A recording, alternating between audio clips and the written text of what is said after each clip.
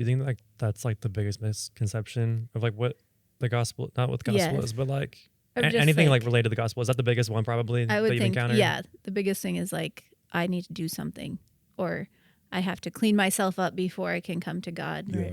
That kind of, I feel like, is very, even with students, when we share the 3 circles and we ask them what circle they see themselves in, so many of them say I'm in the middle.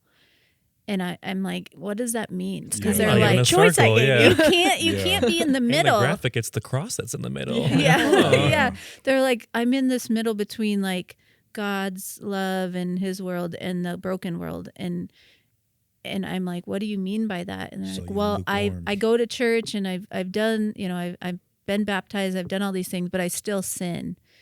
And so in their mind, it's like, because I still sin, I'm not saved. Yeah. Wow. Like I have to be sinless to be saved. And so then it's just like explaining to them again, the gospel is like, it's not about you being perfect. Like that's what the good news is. Like you are going to sin and we all fall short of God's glorious standards. And that's why Jesus had to come. And so you need that every day, that just reminder of like, it's not about me. It's about what Jesus has you done. Repent, you move on. Yes. And you surrender, right? Like God doesn't force himself on anyone.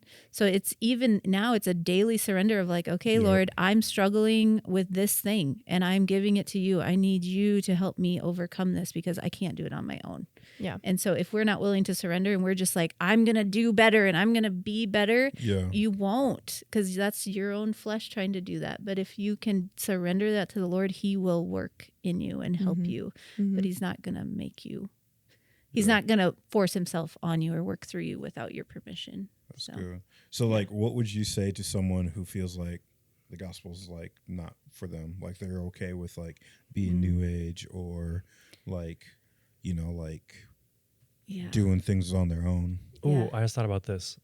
What do you say to those kids who say they're in the middle? Like, how do you even respond to that? Yeah. Let's go back to that. Kind of like I did. I'm like, you can't be. I just asked them, like, has there been a time in your life where you've like surrendered your life to Jesus? And if they say, yeah, I have, then I explain to them, then, you're secure in your salvation. You're secure in your salvation. So we go through, we have a, like, what is the gospel? Yep. So I love to go through that with them. It goes through how it's a free gift and we go through these scriptures and it just like helps them understand like, oh, it isn't about me. It isn't about my good works. It's about what Jesus has done and me surrendering and receiving that.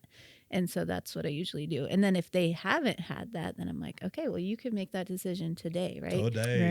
Right? Like you might be struggling with this sin because you haven't surrendered, right? Like you have to say, Lord, I need your help. Like I want to turn away from these things, but he's not going to make you turn away from them. You have to like want to not sin anymore. Yeah. So and I feel like we should just put this disclaimer, like, because like we do a lot of sharing with like students, but this is not in like not in the school schools, or anything like that. This is like, hey, we're with other students hanging out at a park. Yeah, we go to the mall, the mall, or even shops. Even churches too. Yeah, sometimes it happens at church. Yeah, sometimes it happens at church. So I just want to like just quickly throw that disclaimer out there. And this is a lot of times purposes. when we're training Christian students, like because we've had this happen where I've assumed somebody's a Christian. And this happened one time. It was when we first started using the 3 circles, and it was a girl who was like leading stuff in her school, and I was like, she is a believer, and we started using the 3 circles, and she didn't have anyone to pair up with, so I was like, I'll practice with you. And I said, I'll go first. And I shared it. And I asked her what circle she was in. And she just started bawling. And she's like, I'm in brokenness. She's like, I've never accepted Christ. And I was just like, whoa.